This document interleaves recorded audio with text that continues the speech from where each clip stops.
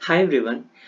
आज हम बात करने जा रहे हैं आइसर भोपाल के बारे में। देखो, अभी कुछ स्टूडेंट का मेरे पास मैसेज आ रहा था कि सर अभी भी उनको मतलब ये लग रहा है कि उनका एग्जाम नहीं अच्छा हुआ, तो उनको अभी भी बहुत परेशान चल रहे हैं। तो अभी मैं उनको फिर से एक बार कहूंगा, मैंने बहुत टाइम आपको बताया है कि आपका एग्जाम खराब होने का ये मतलब नहीं है कि आप कहीं भी आप कोई अच्छे इंस्टीट्यूट पे नहीं जा सकते हो। मैं आपको बता तो चुका हूँ, इवन कई बार मैंने बताया कि आईआईटीज और एनआईटीज से बेटर क्या माना जाता है, आइसर माना जाता है। तो आप अभी आपके पास तो चांसेस है, अभी आइसर्स के सारे आइसर्स के फॉर्म आ ही रहे, एक एक फॉर्म आएंगे। आप आइसर के लिए अभी आपको जो भी एग्जाम का पेपर खराब हो गया, तो आप उन गलतियों से सीखो और अब क्या करो, आइसर जो भी आइसर्स में आप अगर आपका जो भी एलिजिबिलिटी क्राइटेरिया, अगर आप जो भी आइसर में फिट बैठते हो, तो उसके लिए आप अप्लाई करो। उसके लिए अभी मेहनत करो। अभी ये टाइम जो चल रहा है बहुत प्रीसियस टाइम है, इसको बिल्कुल भी वेस्ट करने की जरूरत नहीं है। तो आज हम आइसर भोपाल के बारे में इसकी एलिजिबिलिटी की बात करेंगे। एलिजिबिलिटी की सबसे इंपॉर्टेंट बात होती है, एलिजिबिलिटी की बात करेंगे, उसके बाद इसका एप्लीकेशन फॉर्म, डेट कब आता है, ये सब की बात करेंगे, इंटरव्यू की बात करेंगे, कट ऑफ की बात करेंगे। ठीक है, तो एक एक करके हम चीजों को स्टार्ट करते हैं। देखो, सबसे एक बहुत इंपॉर्टेंट मैं आपको बताता हूँ। इवन मतलब ये होता है स्टूडेंट्स के अंदर कि वो जनरली ये सोचते हैं कि आइसर कोलकाता या आइसर पुणे उनको बहुत मतलब वो सोचते हैं कि आइसर भोपाल उतना अच्छा नहीं है, वो कंपैरिजन करने लगते हैं। सबसे बड़ी गलती हमें है कि अभी हमें कंपेयर नहीं करना है, क्योंकि आइसर्स में हमें कंपैरिजन नहीं देखना चाहिए। सारे आइसर्स अपने आप में खुद उनकी एक अलग ओन ओन उनकी खुद की अलग एक अलग पहचान है। तो आपको कंपेयर करने की जरूरत नहीं है। यहाँ पे एक सर्वे हुआ था, तो सर्वे में क्या हुआ था कि Eicher Bhopal in top 10 of nature index के अकॉर्डिंग टॉप 10 में रखा गया था। यहाँ पे एक लाइन थी, पढ़ना, when it comes to biological science and chemistry, IISER Bhopal is the 7th best institute according to national indies list. National indies की जब लिस्ट निकली थी, तो आइसर भोपाल में जो केमिस्ट्री और बायोलॉजिकल साइंस के लिए आइसर भोपाल को 7th बेस्ट इंस्टीट्यूट में माना जाता है। तो आप बिल्कुल भी ऐसा मत सोचो। देखो, इसकी जो एनआईआरएफ रैंकिंग की बात करूं मैं, तो इसकी जो आइसर भोपाल की एनआईआरएफ रैंकिंग उसको 40 रैंक मिली है। ठीक है, तो ये जो रैंक होती है ये ओवरऑल रैंक होती है, सारी कोर्सेज को सब कुछ देखते हो ये रैंक डिसाइड होती है। यहाँ अगर मैं केमिस्ट्री की बात करूं, तो केमिस्ट्री ब्रांच भी यहाँ काफी अच्छा है। ये मैं देखो आपको ये ऑफिशियल न्यूज ऑफिशियल वेबसाइट से मैंने लिया है, तो आप यहाँ खुद पढ़ सकते हो कि केमिस्ट्री 7th बेस्ट इंस्टीट्यूट में माना जाता है। ठीक है, अब मैं बात करता हूँ थोड़ा सा एलिजिबिलिटी की। एलिजिबिलिटी बहुत ज्यादा इंपॉर्टेंट है। अगर आप एलिजिबल हो तभी आप फॉर्म के लिए अप्लाई करना, अदरवाइज आपको नहीं अप्लाई करना है। सबसे पहली कंडीशन क्या है कि आपको आपके बीएससी में कितना परसेंट होना चाहिए, 60% मार्क्स होना चाहिए, आपका 60% होना चाहिए।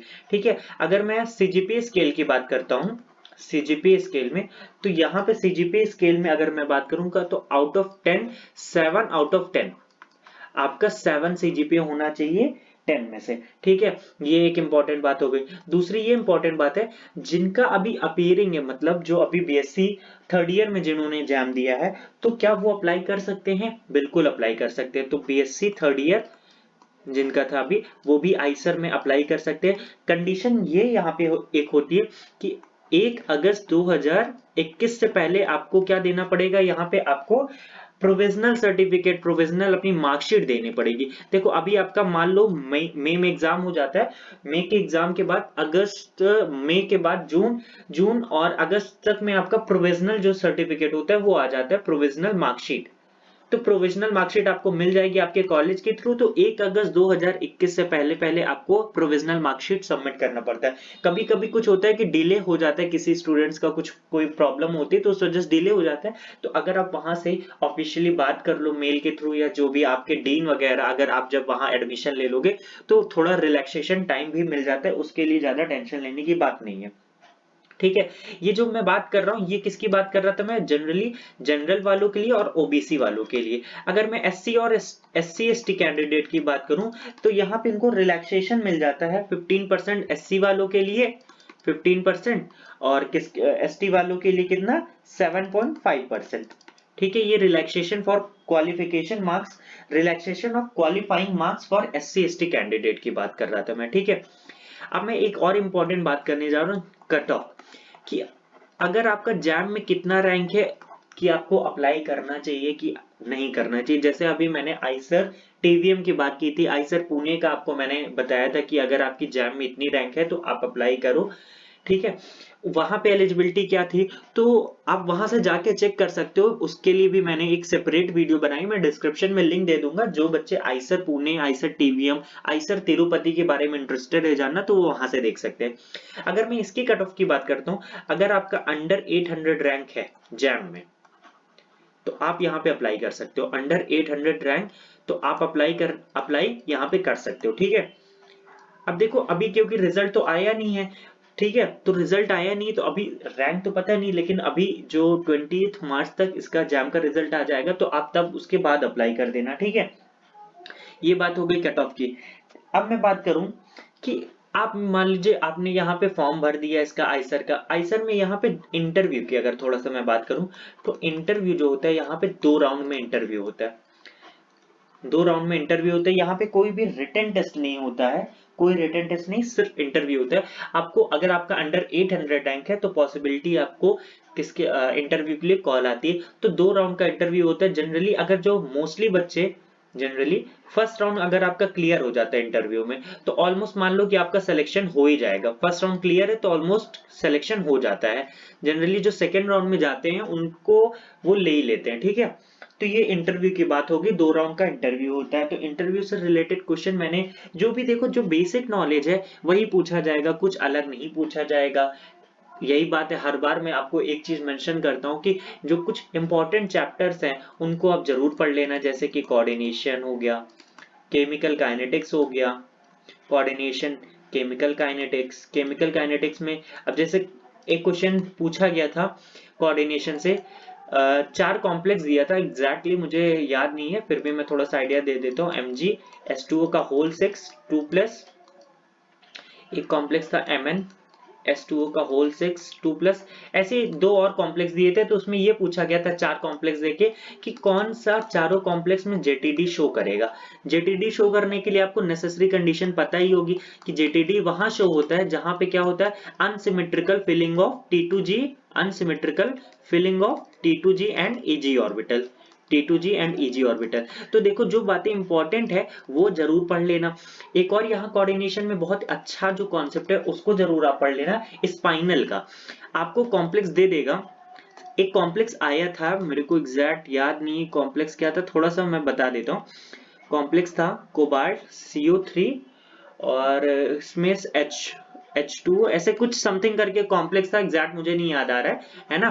कोबाल्ट का कोई कॉम्प्लेक्स दिया था जिसमें पूछा था आपसे वहां पे कि इसमें से ये कौन से स्पाइनल शो करेगा। एक होता है नॉर्मल स्पाइनल, एक होता है नॉर्मल स्पाइनल, एक होता है इनवर्स स्पाइनल। तो आपको बताना था यहाँ पे कि कौन सा नॉर्मल स्पाइनल शो करेगा, कौन सा इनवर्स। तो इस तरीके के जो आपने बेसिक पढ़ रखी है वही बातें आपसे इंटरव्यू में पूछा जाएगा। केमिकल काइनेटिक्स के ग्राफ्स पूछ सकता है। टी हाफ और कंसंट्रेशन का ऑर्डर क्या होता है, टी हाफ और कंसंट्रेशन एक दूसरे के फर्स्ट ऑर्डर में कैसे डायरेक्टली प्रोपोर्शनल होते हैं कि इनवर्सली। तो ये सब बातें आपसे पूछी जा सकती है। स्पेक्ट्रोस्कोपी आप अच्छे से पढ़ लेना इंटरव्यू के लिए, ठीक है। ये बात हो गई इंटरव्यू के लिए। इंटरव्यू के लिए आपको बस जो आपने पढ़ा है उसी को आपको रिवाइज करना है और कुछ ज्यादा नहीं, ठीक है। थोड़ी सी मैं फेलोशिप की बात करता हूँ। देखो, सबसे पहली बात तो यहाँ पे MSc कोर्स तो होता नहीं, आप सबको पता है कि आईसर क्या कराता है, इंटीग्रेटेड PhD कोर्स है। इंटीग्रेटेड PhD कोर्स है, तो यहाँ पे आपको starting 3rd year, starting 1 to 3 year आपको यहाँ पे 10,000 पर मंथ स्टिपेंड मिलता है, ठीक है।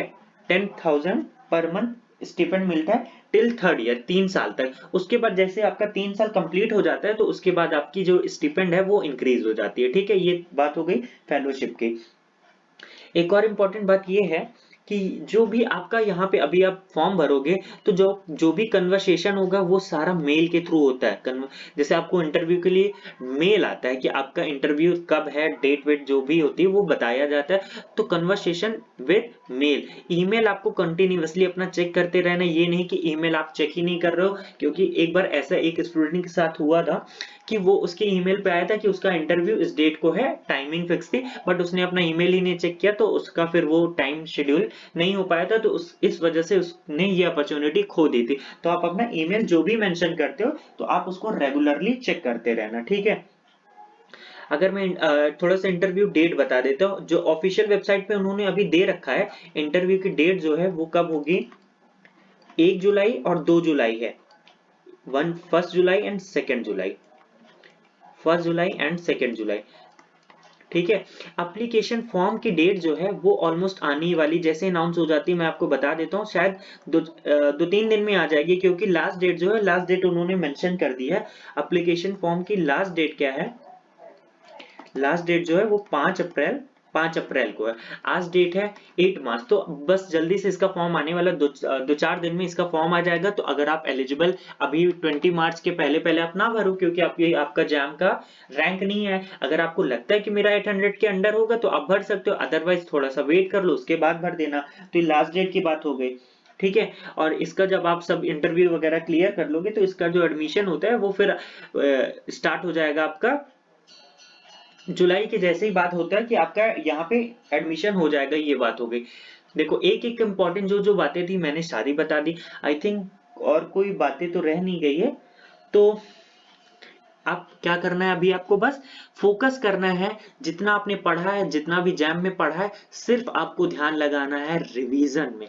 आप जितना ज्यादा रिवीजन कर लोगे उतना ज्यादा आपके लिए अच्छा होगा। तो रिवीजन इस समय बहुत ही जरूरी है, बिल्कुल भी और कोई बात सोचना नहीं है, अभी आपको सिर्फ रिवीजन पे फोकस करना है।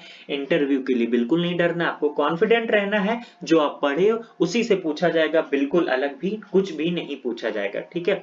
आई होप सारी इंफॉर्मेशन मैंने आपको प्रोवाइड कर दी। किसी को और भी कुछ अगर पता करना होगा, पूछना होगा, देखो एक्चुअली होता है क्या, कुछ बच्चे मुझसे ये पूछते हैं, सर क्या मेरा यहाँ 10th में सॉरी 12th में मैथ्स होना कंपलसरी है कि नहीं। तो कमेंट सेक्शन में आपको पूछने से पहले आप एक बार, मैं कहता हूँ कि आप वीडियो देख लो ना, पूरा वीडियो में मैंने ऑलरेडी बता दिया है कि यहाँ पे एक ही कंडीशन है कि बीएससी में आपका मैथ्स होना कंपलसरी है। आपका 10th में 12th में कुछ भी हो उसके लिए उन्होंने कुछ नहीं दे रखा है। आपकी जो एलिजिबिलिटी यहाँ पे सिर्फ एक ही एलिजिबिलिटी, तो आप पूरा वीडियो देख लिया करो। कमेंट सेक्शन में पूछते हो तो मैं यही कह रहा हूँ कि जब मैंने सारी बातें बता दी तो आप वीडियो देख के आप समझ जाओगे, ठीक है। आई होप सब कुछ हो गया। तो thank you so much for watching the video.